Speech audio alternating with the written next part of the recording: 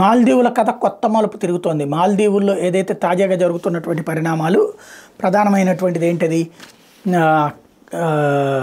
భారతదేశాన్ని దెబ్బతీయడం కోసం చైనీస్ నౌకని అక్కడికి రప్పించడం, అట్లాగే అక్కడి నుంచి అంటే చైనీస్ నిఘా నౌకను అక్కడికి రప్పించడం, చైనా వాళ్ళతో సంబంధాలు పెట్టుకుంటూ భారత్కి వ్యతిరేక వ్యవహారాలు నడుపుతూ ఉండటం చేసుకొస్తుంది మాల్దీవులు.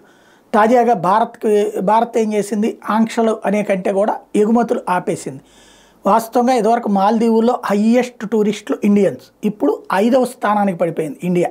అంటే టూరిస్టులు వెళ్ళడం మానేశారు. మాల్దీవుల వ్యవహార శైలితో విరక్తి చెందిన భారతీయులు వెళ్ళడం మానేసేటప్పటికి లాస్ట్ మంత్లో ఒక్కసారిగా టూరిజం పడిపోయింది. 5th ప్లేస్కి వెళ్ళిపోయింది ఇండియన్ టూరిజం. ఇండియన్స్ వెళ్ళి అక్కడ టూర్ కోసం వెళ్ళేటువంటి వాళ్ళు, ఇది ఒక ఎత్తు. మరొక వైపున మాల్దీవులకు సంబంధించినటువంటి అధ్యక్షుడి మీద అభిశంసన తీర్మానాన్ని తీసుకొస్తున్నటువంటి ప్రతిపక్షం దాన్ని ఆపమని చెప్పేసి ఒక పక్కన అధికార పక్షం కొట్టుకుంటుంది. వాస్తవంగా అయితే దిగువ సభలో 2 ప్రతిపక్ష పార్టీలకి కలిపి పూర్తి మద్దతు ఉంది, పూర్తి మెజారిటీ ఉంది అధ్యక్షుడి కంటే కూడా, కాబట్టి అభిశంసన చేసేయచ్చు.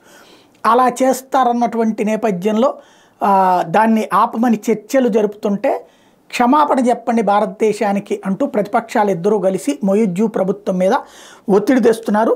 Trouble mounts for pro China Maldivian president Mohamed Muizzu, Maldives Jumhooree party leader Qasim Ibrahim has called on Muizzu to formally apologize to India's Prime Minister Narendra Modi and Indians.